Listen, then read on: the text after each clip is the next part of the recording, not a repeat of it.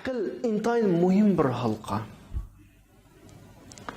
Allah subhanahu wa ta'ala insan ata qilgan insonni bütün barliq jonliqlardan yuqori o'ringa chiqqan muhim bir narsa.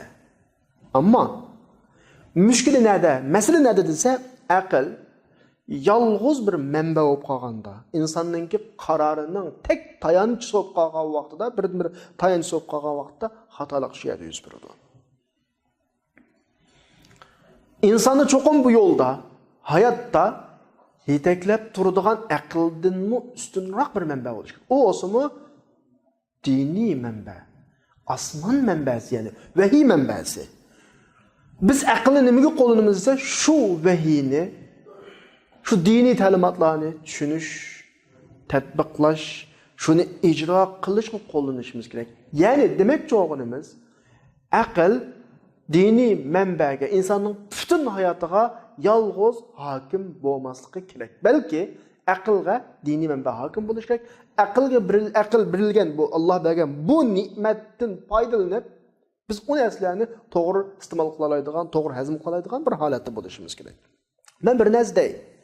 Zaten aql agar mutlaq kuchga ega bo'ladigan bo'lsa, ba'zilarning deganidek, agar mumkin bo'lsa, farzand bir taqdir 50 yil yoki 100 yil ilgari o'lib ketgan odamning bugungi kunda, shu soatning o'zida tirilib o'rindan chiqishi mumkin bo'lsa, bugungi biz qo'llanayotgan narsalarni aslo aqlga sig'dira olmaydi. 50 ming parcha kitob kichik bir uskuniga sig'ib ketdi desa, aslo qabul qilinmaydi. Bu nimani ifodalaydi desangmi, aql insonga mutlaq berilgan narsa emas, balki inson bir yashagan muhitning ta'sirida shakllangan insondagi bir hukm. O muhitga qarab turib o'zgarib turadi. Yashagan muhitning cho'ng kichikligi, keng torligi qarab turib aql ziyoda bo'ladi. Bu bir mutlaq bir narsa emas. Bundan keyin aql insonga hayotida butunlay hokim bo'la olishi bu mumkin emas. Ammo muhim bir nuqta esingizdan chiqmasin.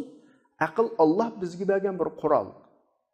Vahiy bo'lsa, bu din ta'limoti bo'lsa, Allah bizga tushirgan bir yo'l. Allah hargiz zid ikki narsani bizga bermaydi. Allah insonga bergan bu aql, Allah inson uchun tushirgan bu ta'limotga hargiz zid kelmaydi. Qachon bizning ko'zimizga bu aqlimiz insonning o'zini mag'rurlantirib qo'yadigan, mutakabbirlik oladigan bu aql, bu bilim Allohning ta'limotiga zid kelgan vaqtda inson o'ylab baqish kerakki, Allohning ta'limotini ustunligini bilish kerak. Chunki u asosiy manba bo'ladi.